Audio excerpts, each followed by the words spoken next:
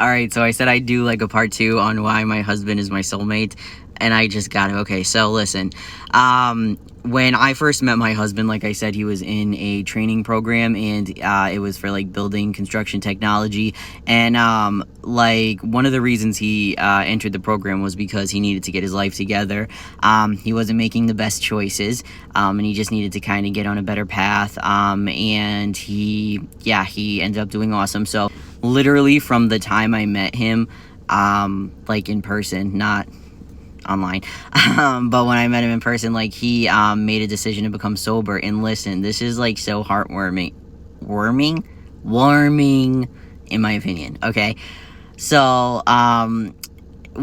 so my son's father was alive at the time, and he'd have Roman on weekends, and I was nervous anyways, going to see my husband on weekends because it's like, 4 or 5 hours away. That's where he lived at the time.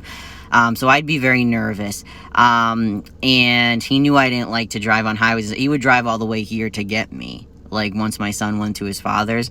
But he would literally, the main reasons he decided to get sober was because on the weekends when I'd see him, he wanted to make sure he was sober so that if anything happened to Roman, I needed to like rush to him. And he hadn't even met Roman at this point.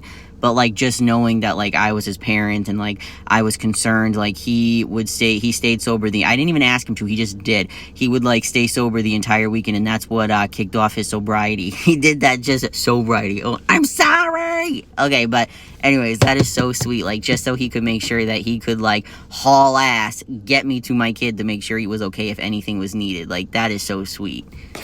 Also, I talk about like mental health a lot on here. One thing that I deal with a little bit is OCD. I check things a billion times. I do. And one thing I'm obsessive about is medication.